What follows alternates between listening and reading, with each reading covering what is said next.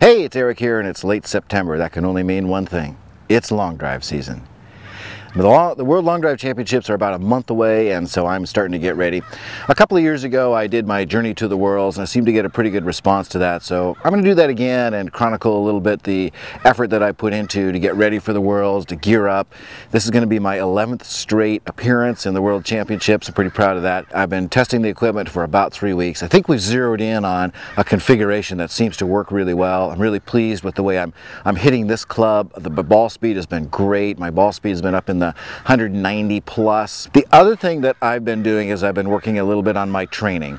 Now, I go through exactly the same training that I put in my training program, the 5 Keys to Distance. I do exactly the same thing, the same steps every year as I start to get ready. So the very first thing that I worked on was pretty much fundamentals. I got to work on my balance and I got to work on my alignment. Reason being that I want to be in my most athletic position when I'm ready to hit.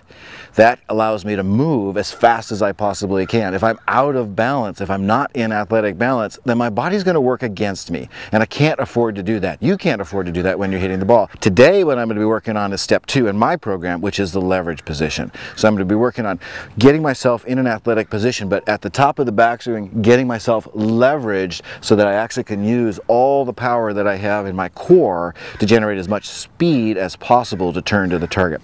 Okay, so one of the drills that I'm going to start to warm up with as I get my practice session ready is what I call a connection drill. This is actually in the advanced section of my distance training program. What I'm going to do is I'm going to take a towel and I'm going to put it up underneath both my arms, about as high up as I can reach up here, so it's nice and snug up against my chest, and then I'm going to put the arms up on top of my chest, and then as I make my swing, I'm going to be compressing my upper arms against this towel. Now, what I'm looking for when I do this is I want a really nice, consistent takeaway where my hands, my arms, my body are all moving together, a single piece takeaway as I take this club away. I'm only going to do about a half a swing, so I'm only going to go out to about 9 o'clock position here with where the left arm position is.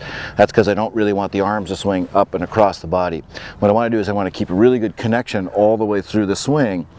The other thing that I'm going to be looking for as I do this swing is I'm trying to keep my whole body stacked, all my weight together, my shoulders on top of my hips, so I don't separate my hips. I want to keep my shoulders with my hips turning to the target. This is also a drill that I can use to pick up a little bit of extra speed. So what I want to do is I want to keep everything connected and rotate my entire body as fast as I can to the target. So let's move on to the second section of my training that I'm going to be working on today from a technique standpoint. I'm going to be working on a drill that I call a slant board drill. The whole idea behind this is to get my foot at an angle. This is a footwork drill. I'm going to get my foot at a little bit of an angle using my trusty PVC pipe.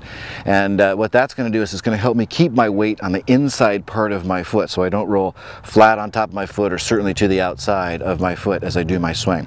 What that does when I get into the right position, what that does is allows me to really actually maximize all of my power from my foot, from the ground, all the way up through my core as I make my swing. I'm going to get in my position, get squared up. Then what I'm going to do is I'm just going to drop this PVC pipe down by my right foot. I'm going to tilt my foot in, and I'm just going to simply tuck this PVC pipe underneath the outside edge of my foot.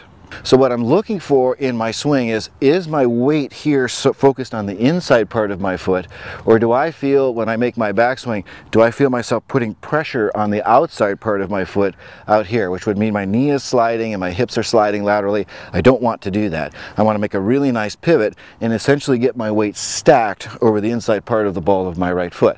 So when I'm in a fully rotated position, what I want to feel is a line of power essentially that goes from the inside part of the ball of my foot. That's my action spot. That's where I push off of any motion that I would go sideways. Right on the inside part of the ball of my foot that goes directly from the inside part of my foot to my shoulder. So what do I mean by that? In other words, I could push my shoulder directly towards my target, and that push comes from my foot. If I make a reverse spine tilt or I change my spine angle on the back, I'm going to break my power line. And then this is also important for the downswing as well. So when I get into a really good position, I have this line of power that goes right from here to my shoulder, and then right from my shoulder directly down to the ball. So as I'm doing the swing, I want to feel myself pushing right from the footwork, right from the inside part of my foot as I transition and go down into the downswing. Now, if I just push my hips and I allow my hips to slide out from underneath my shoulders, then I have what I call a broken power line. I have a line of power that essentially goes from the inside part of my foot to my hip, and then I have another power line that goes this way. It's broken. It's not going to be as strong nor as effective.